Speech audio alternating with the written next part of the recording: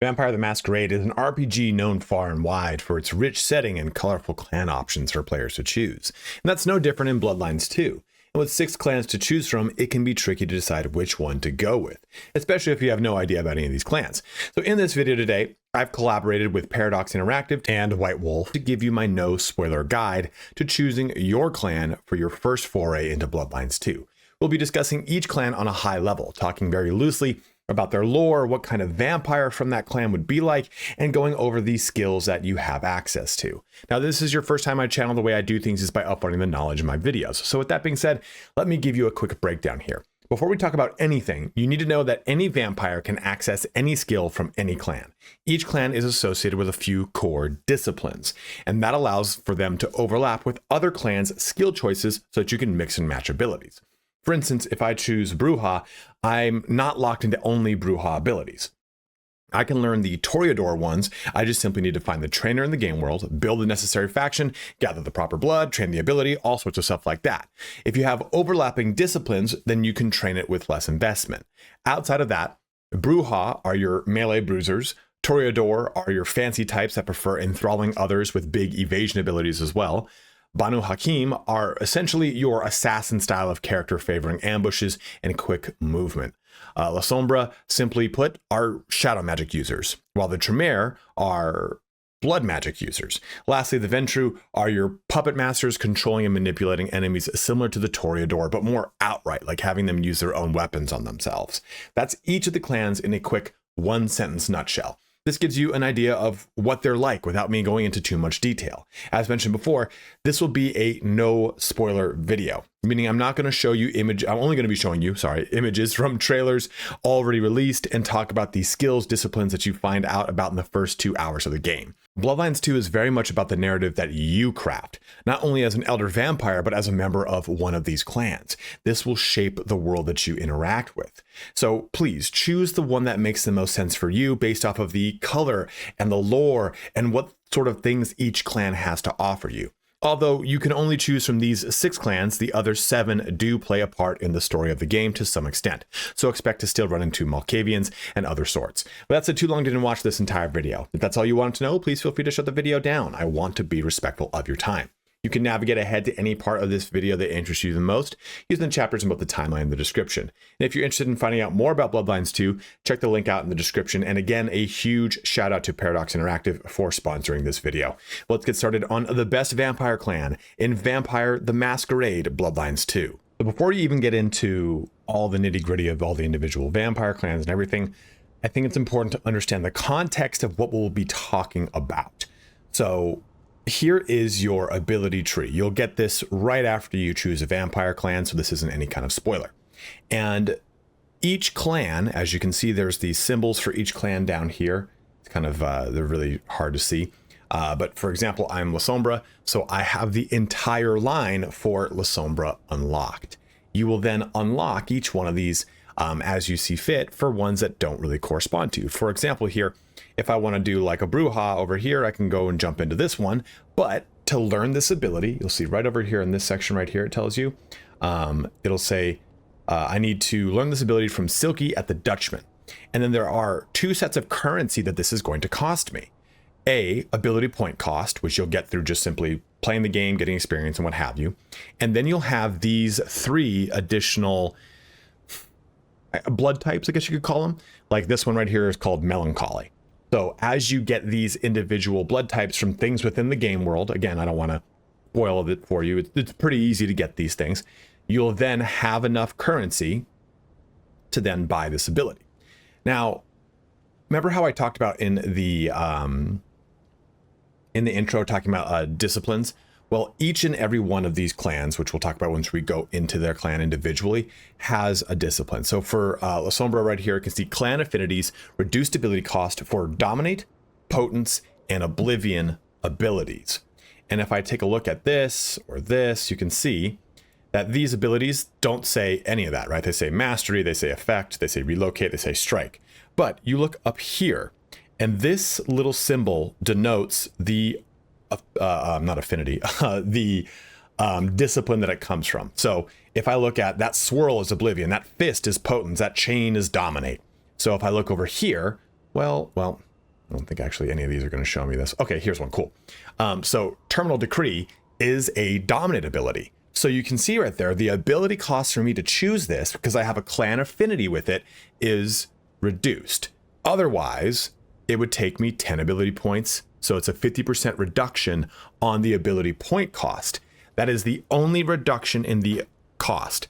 The blood type, or whatever the symbols I want to call these, that is associated, that won't change. That'll always be the same.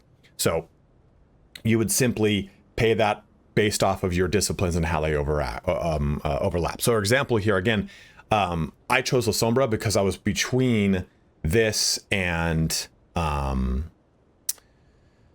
Toreador. Sorry, I was like, what's the name of these guys? I kept looking at the Tremere symbol. And I saw that there was a little bit of overlap here. So I was like, okay, I do that. Or I actually was a little bit on the fence here, and maybe I wanted to do some action and be a little bit more of like a shadow wizard and a blood wizard. So this gave me that ability too. A lot of these, there's a lot of dominate in this category. So that is kind of the rundown on the ability tree. There's one last thing you need to know.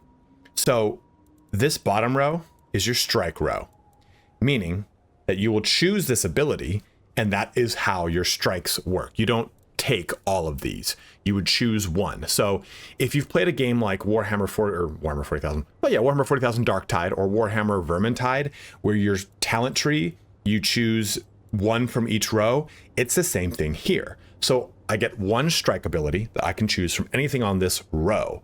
Then if I go up one row, this column is my specific clans column for relocate, but I can go over here for this one, or here for that one, or here for this one.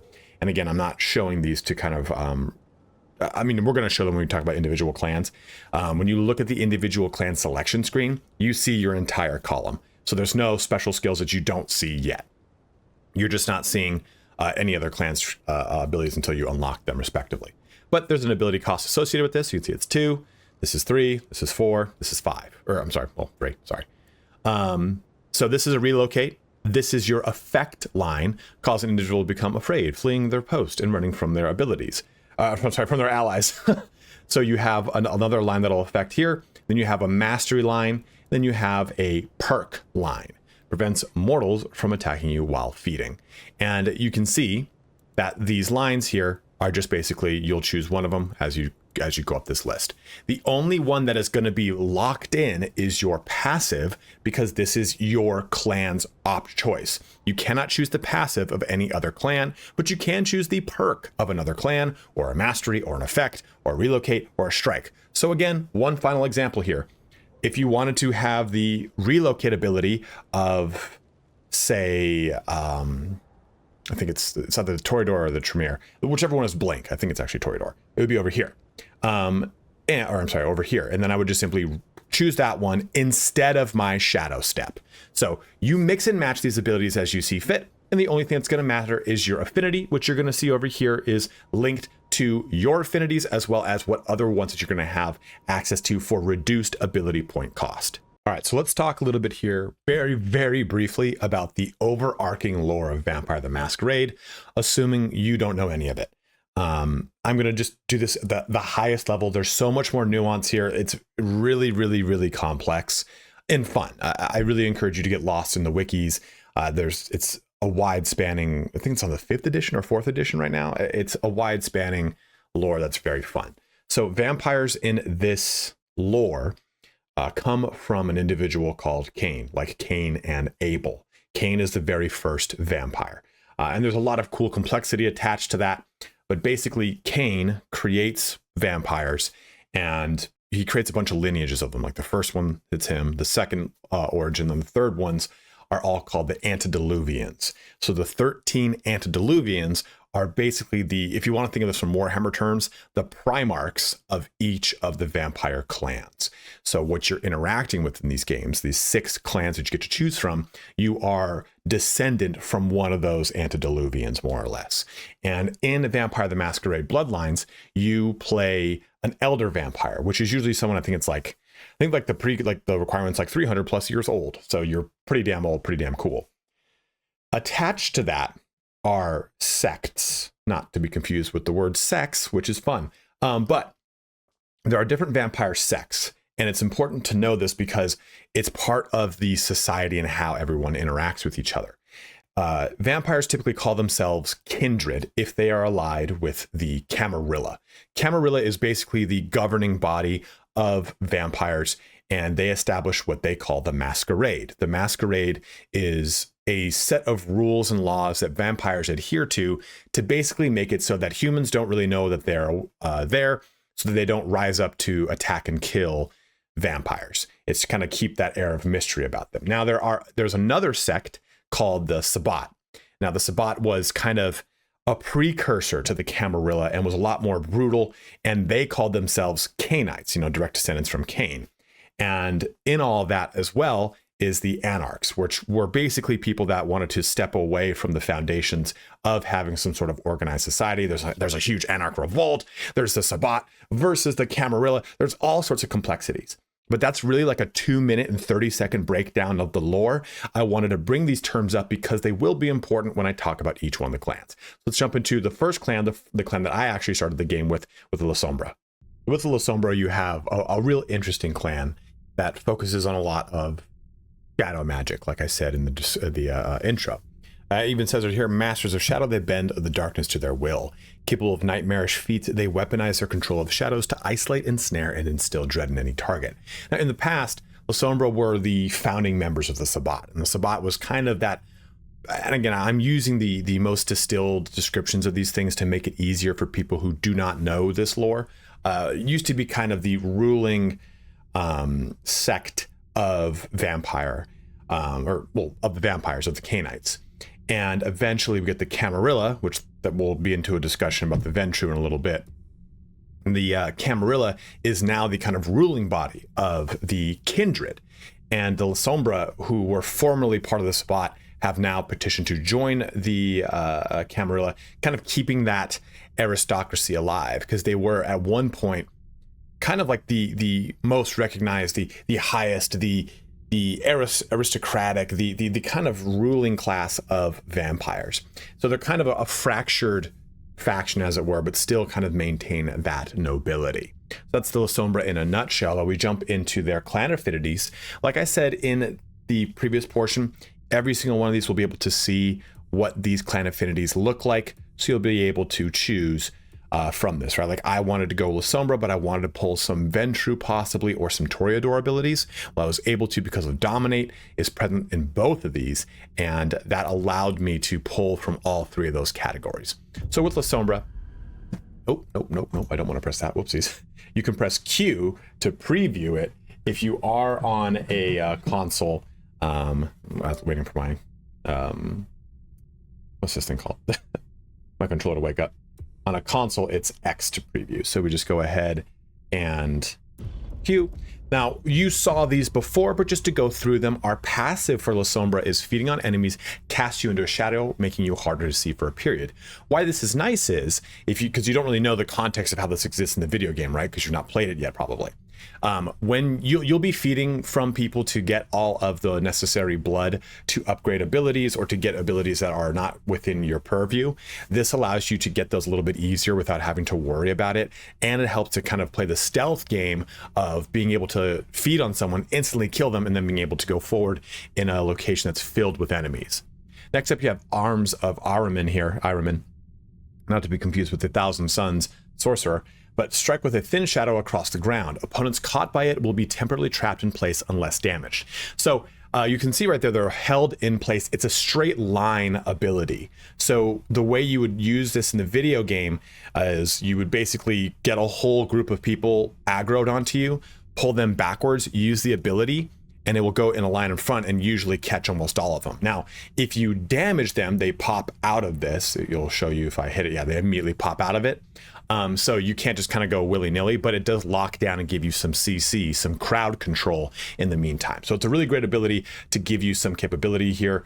This is a, Oblivion. I wanted to say Shadow. Oblivion ability. So I think they're the only clan with Oblivion. I think there's maybe one more. No, they're the only clan with Oblivion that can tap into that.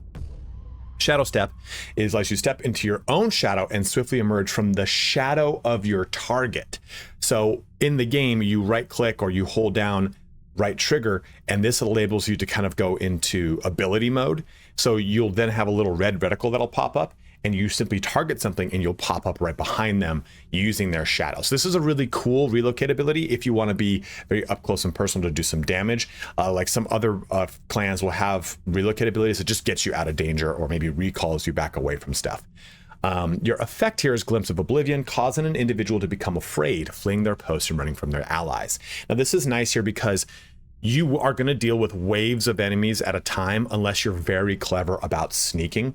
So this will allow you to either make a 2-on-1, a 1-on-1, or just give you a little bit more breathing room with enemies that have scary weapons. You can see in this example, that's a melee weapon, but they will have guns. So you can maybe have someone that's got an assault rifle run away from you while you deal with some of the less intense or scary individuals you're fighting. Enter Oblivion here is really cool. So what you do is you cast this shadow, and it then takes the targets you have. You can see these two right here. Boom, they go into this individual plane that no one else can see you or those targets, and allows you to hunt them. It's so sick. So this allows you basically to just kind of focus down enemies in a group so you can then go and kill them. And lastly, you have Stygian Shroud, which is actually really good. Feeding is what allows you to use your abilities. You need to feed multiple times, and you use that as your currency to cast spells, quote unquote, or use abilities. Furthermore, feeding also gives you health, and you can feed in the middle of combat. It's just a little risky because if they hit you, then it's going to do more damage to you, knocks you out of the feed, all that stuff. With this, you can it prevents mortals from attacking you while you're feeding. This is huge. It's a really, really good perk, and it really helps you out. So that's Lasombra. If you want to be a shadow caster kind of character that also just kind of uses the shadows against your enemies, this is going to be the clan for you. Now, since we talked about the Lasombra, let's talk about the Ventrue. You'll notice that some of these have a mastery rating that say easy. This one says hard. It's not necessarily that the gameplay then becomes easy or hard. It's that their abilities allow you a lot of control over the game, or just allow you to really not take a lot of damage, like if the Brujah, stuff like that. So that's kind of just I want you to know what that means with mastery rating. It's easy to master the Ventrue abilities because they're very cut and dry, straightforward, versus the Lasombra requires a little bit more finesse to either aim your things properly, get things going in the right way, be a little bit clever about how you use them, what have you. Now, if the Lasombra used to rule the Sabbat, the Ventrue ruled the Camarilla. Remember, the Camarilla is the current governing body. There's a whole bunch of cool complexities to that ruling body. Like there's princes that rule over, I'm going to use the word diocese because I was raised Roman Catholic, and it's very similar. It's like a region that person controls. Like Seattle has its own Masquerade that is being ruled over by a specific prince, and you've got barons underneath it. It's a whole cool hierarchy. It's really interesting. Now the Ventrue though are truly puppet masters. They try to interact less with melee combat and be more of an individual that manipulates the people to do things for them. And that's exactly the name of the game here. Now our clan affinities are dominate and presence. I think this is we have another presence over here and another presence over here. So if you want to dabble here with Brujah and with Toreador, this is going to be a good clan for you. Dominate will also go into Lasombra as well as the Tremere. Tremere. Who says that? No one says that. So our passive here is Flesh of Marble. So this does give us actually, if you've played Vampire the Masquerade, you'll notice that there is no fortitude discipline. And in the past, Ventrue had fortitude. This is kind of how you're going to leverage that. Flesh of Marble, whenever you feed, it hardens your skin. So now you're really resistant to melee or to damage, period. So that's how you would take advantage of that. Further, we have Strike. They have Terminal Decree. So you use your Strength of Will to command a mortal to kill themselves. It's wild to watch someone break their own neck, but it's a pretty straightforward ability. You cast it, they'd simply kill themselves. Vampires will be staggered and disarmed though, so just know that some of these abilities scale differently versus humans, versus ghouls, versus vampires, versus other things that I won't say. Possession is pretty straightforward. You're just going to outright take control of a target that you choose, and then with that target, you can then attack with their weapon and what have you. Just you can see here, while possessed, the target can be commanded to attack another person. You go ahead and take control of it, and they'll go ahead and shoot their gun. Furthermore, too, and that's a relocate ability, which is pretty cool. Further, you've got Cloud Memory in effect, cause the target to forget you were there, putting them into a relaxed state. So if you are, this is nice because it helps you, yes, sure, it helps you in combat, but it also helps you in times when you've been just like, people have seen what you've done. This could help foil the Masquerade. We use Cloud Memory and they don't even know what happened. So you can use this more passively when it comes to just simply playing the game outside of outright combat. In Mass Manipulation, this is probably the single strongest ability in the game. I think, you know, like it's in my opinion. I just don't want to, when I say that, I don't want you to go, well, I'm just going to use this class as the strongest thing. This has always been a class from, a clan from a gameplay standpoint, from the Vampire Masquerade perspective, that has always been very strong, because manipulating enemies is always a really great thing to do. Well, like in like a combat game. But what you're going to do here is you're going to affect a mass amount of them, and they basically just subdue and do whatever. Like you can see right here, boom, you've done it, and they all break their own necks. So it's insane.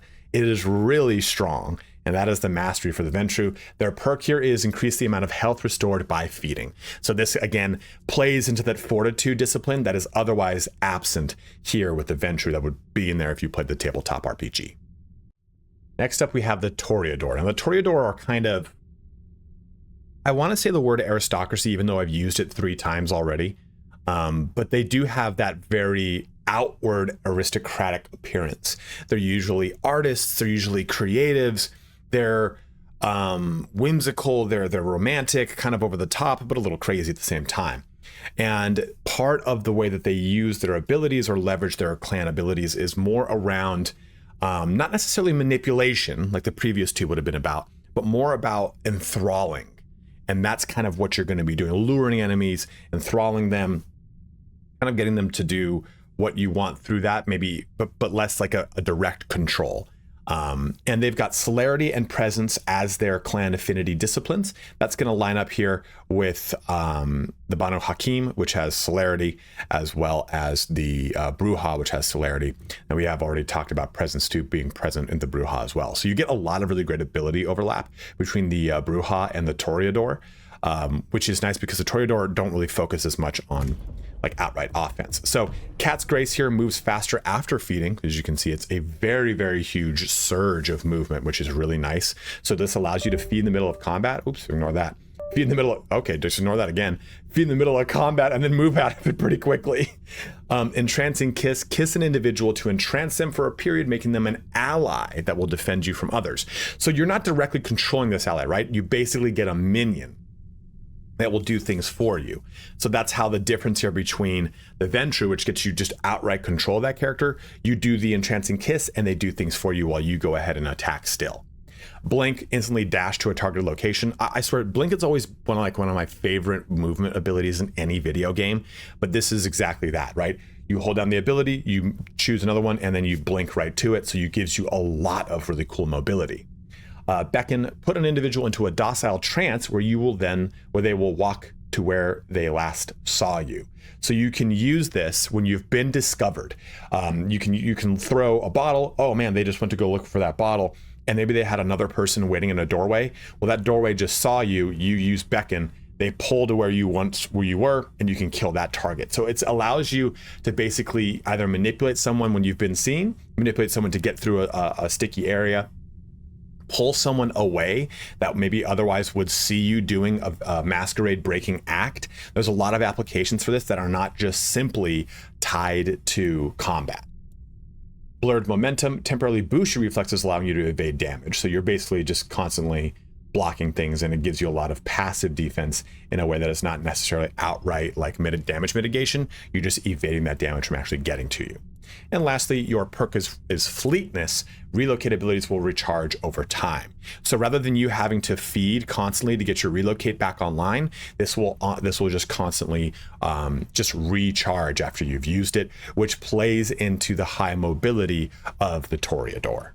Now, the other clan that I really wanted to play initially was the Tremere. And the Tremere, it's really easy to describe this one. It's, without going too heavy into the lore of it, they're basically vampire blood wizards. That's the best way to understand them. So if you had all this mobility attached to the the Toreador, you had these shadow abilities of the Lasombra and the controlling of the Ventrue. The Tremere are like, I'm launching blood spells, and that's exactly what they do. You've got your Dominate for one of your disciplines. The other one is Blood Sorcery, which will overlap here with the Banu Haqim. And from this, we get exactly what I talked about, a lot of ranged aggression from those blood spells. Corrosive Touch, the bodies of enemies slain by feeding will dissolve away. This is nice because it allows you to not get discovered as easily. Just basically, you've killed someone and they're gone now. You can kill someone that's like a room of 4, and you kill someone by feeding on them. Well, that body's still there, so they then become alert. This is just nice to have that completely disappear. Blood Curse, you place a curse on an opponent. The next time they take damage, their body will swell up and explode.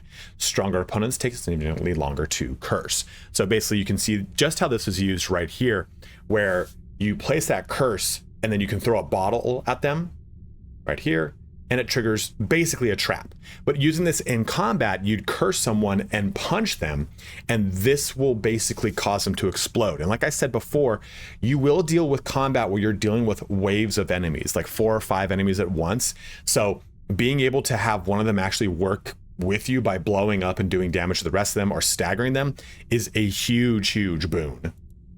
Next up, we have Recall, which is a really cool ability, very similar to Blink from the Toreador. Mark your current position, use again to return to that position. So you can see how they mark this location, they jump down, they go do some damage, and they start to get overwhelmed maybe, or maybe they start dealing with some melee damage they don't want to deal with. Boom, they're right back where they were, so they can get out of situations like that. And you could even use this too in the midst of combat to say, hey, I'm attacking a bunch of people. They've pushed me to a certain location. I now use relocate, and now I'm behind them to keep attacking again. There's a lot of different applications in this that you can use. Like even if you're in the open world and you're just trying to navigate certain locations, you can pop one at the top of a building, drop down, drink some blood for your abilities that you'll need, and then pop into that relocate and jump back up to the top of that building. It's very cool. Cauldron of Blood here, boil a person's blood from the inside. Their horrified screams will draw others close. So this is, again, a ranged damage ability that you can use as a distraction. You can use it to pull yourself away from a situation where you're like, hey, I need to get through this hall, as you can see right here. I'm going to have them be boiled, and then I'm going to sneak right by. But again, the applications for this can be used in a lot of different ways. You boil the blood of an enemy, and it pulls a lot of civilians away. There's a lot of things that you can use that are not just simply dealing with combat. So effect kind of always plays around with that. Lastly, you have Blood Salvo, where you summon up these little blood daggers that then shoot out. This is really going to be your bread and butter ranged damage ability that you'll eventually unlock, just doing tons of blood dagger damage via ranged ability. Lastly, you have Blood of Potency. Feeding will recharge an additional blood pip for a random ability. What that means is, like, take for example here, this first one, Blood Curse. It's going to take 3 blood pips to turn this back online once you've used it. Well, if I only have Blood Curse unlocked, let's just say hypothetically, and I use Blood of Potency, when I feed, I'll get the feed blood pip that I would have gotten plus an additional one here. So that would mean that it would only take me theoretically 2 feeds to turn Blood Curse back online, rather than everyone else would require 3 feeds, to kind of give you an idea of how that plays into the actual game. So if you want to be a vampire that is essentially a blood wizard, using their blood abilities to control things, blow things up, do range damage, then this is definitely going to be the one for you. Next up is the One Punch Man of vampires in the Brujah. Now this is a physical allied clan, typically personified as warriors, but not just simply brutes, right? Not just individuals that are oafs. The clan profile, the clan kind of portrayal of these has always been that of warrior philosophers, individuals that buck the trends of normal vampire society because of an intense need for individuality, lots of passion. There's tons of anger built into the Brujah. It's part of their clan Bane, but Banes aren't really much of a part of this game. But they are in the first one, like I think they're personified by a biker. I can't remember what's his name, the long-haired Jesus-looking dude. But in just the clan profile as a whole is yeah, it seemed like they're just kind of like thugs, but there is a deep philosophical and intellectual side of the Brujah that you would not otherwise get by just simply looking at their abilities, which are focused on melee. So we get celerity, presence, and potence here. There is, if you kind of look across the board, there's only one other potence, and it is over here with the Lasombra. So they're the only other clan that can do that potence, but we've seen celerity and presence, so they do have a lot of overlap with other clans. Oops, wrong one again. Press this button, and we're going to just focus on punching things. So brutality, after feeding, become flushed with vampiric strength, temporarily increasing the powers of all your melee attacks. So you just go to town punching things with the brutality. So if the Lasombra capability kind of helped you go back into the shadows, brutality here helps you punch your way to oblivion, which is even further enhanced with lightning strike. Watch how this goes. You basically target a bunch of abilities when you go into ability mode, and then you just hail of punches through them. A lot of the abilities for a lot of the other clans, they have applications outside of combat. You're gonna find with Brujah, it ain't that way. Next up is charge. Guess what? You're just gonna charge, throw, and launch someone into an object. It is all about battering through stuff with an individual. Taunt is exactly what it looks like too. And in a typical Brujah fashion, you just straight up flip them off. While enraged though, the target does take increased damage. So you need to know that that exists as well. And you can do this for civilians to pull civilians that you maybe need for your blood for your abilities. Like, hey, I need this guy. He's in a crowded area. Well, you can taunt him. Certain abilities won't trigger the breaking of the Masquerade, especially if you do it from cover. If you do it from cover to someone that's in the open and you taunt them and they just come towards you, that's not necessarily a vampiric thing that's breaking the Masquerade. So you're usually okay, depending on how it works. But this is one of the only ones that's like really not that's applicable outside of combat. Because the next one, man, you're not going to get away with using this in public because you just slam the ground, Hulk smash the ground, and launch everything away. As you can see, everything is just about punching, smashing, and hitting things. Last, we have Spark of Rage. Killing enemies without feeding still activates your clan passive, which means every time you kill an enemy without feeding, now you just turn to brutality, so you're just going through unlimited punching mode to do some serious damage. Now, this can be active, though, from other clans. Killing enemies without feeding can still activate your clan passive. So, if I'm on Lasombra and I take Spark of Rage, that means when I kill someone, I go into the shadows. Or if I kill someone on Ventrue, I get the hardened skin. If I kill someone on Tremere, did I just click Tremere? Then their bodies dissolve. So know that these perks, remember, they are going to be cross-clan compatible, and that's why it says clan passive rather than say Brujah passive or anything like that. So you will like this class if you want to be a warrior poet that is going to punch their way into oblivion. Of course, you can't use a sword and armor and shield and stuff like that as like a medieval Brujah would have, but you can still have a lot of fun punching your way to victory. Last but not least is the Banu Haqim. Now, a lot of Vampire the Masquerade's lore overlaps and intersects with our actual history. Like the Reconquista of Spain was actually done in the lore by two warring sects of Lasombra. One Islamic, one Catholic. So there's a lot of intersection. And with Banu Haqim, you get I'm gonna use this term because it's kind of like vaguely perceived this way, but it's a clan of assassins, more or less. And there's more complexity to that. It's more about they're a clan of like lawbringers and justice. They believe in going about executing people because of some sort of tenets that they either apply themselves to religiously, blood tenets, whatever it is. And the Banu Haqim have their origin in Al-Mut in Afghanistan, where the order of assassins from our own history has its origin. And if you played Assassin's Creed, there's an actual Assassin's Fortress there. So you play basically an Assassin's Creed vampire within Vampire Masquerade Bloodlines 2. And our affinities here are Celerity, Blood Sorcery, and Obfuscate. I don't think there's any other Obfuscate here. Don't believe so, no. But we know we have Blood Sorcery and Celerity throughout other ones as well. So with them though, their passive is Silence of Death. All your actions become entirely silent for a period after feeding. This is huge. So yes, you can vanish into the shadows as Lasombra, but with this one, you can basically kill someone and then sprint and do whatever you want. Those things would have otherwise had you be seen by anyone. So this is a really powerful ability to play into that assassin style of character that you're going to get with this. So if you really want to stealth around, this is really going to be for you. Bladed Hand here, your hands just turn into knives. You can straight up cut off someone's head. It is awesome. It is awesome. So you shoot it and boom, right there. Slash swiftly in front of you, instantly beheading weaker opponents. I love it. Hey, look at that. My rice is down in the background if you can hear that. Next up, we have relocate split second. So move so fast that time appears to stop around you. So you become the Flash for a quick second, and you get bullet time to move around and then do some damage.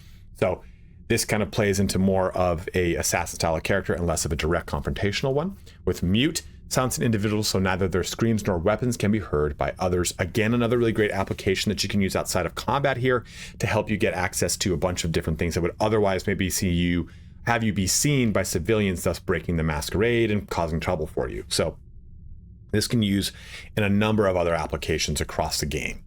Up last, well, I mean, their mastery, is unseen aura, become temporarily invisible to enemies and civilians. Note, you can still be heard. So this, though, can couple with your passive.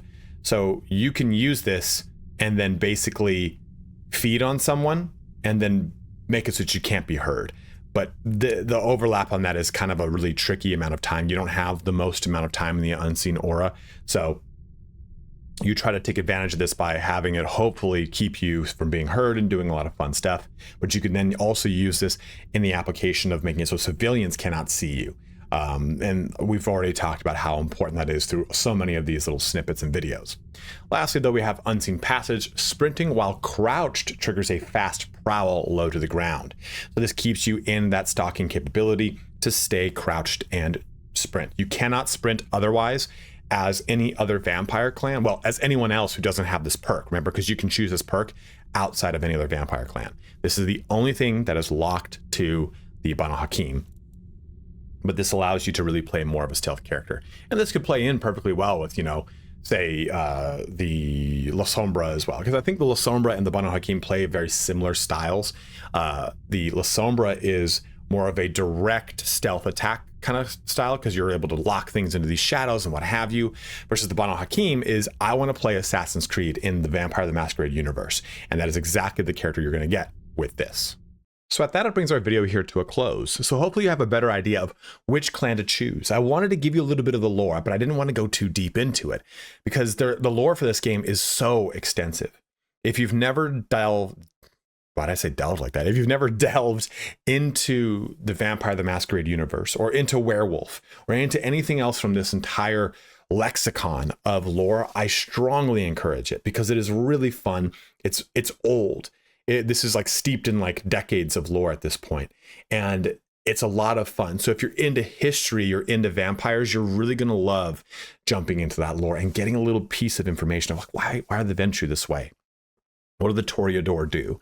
How do the Banu Haqim really kind of do what they do? What's with the religious fanaticism of these other ones? You have all this stuff that's kind of dripping that I didn't really touch on because I want you to discover. This game is about the narrative, and I strongly encourage you to choose the clan that makes the most sense for the playstyle you want to do. And remember, you can just simply jump to any other clan's abilities. You're not locked in.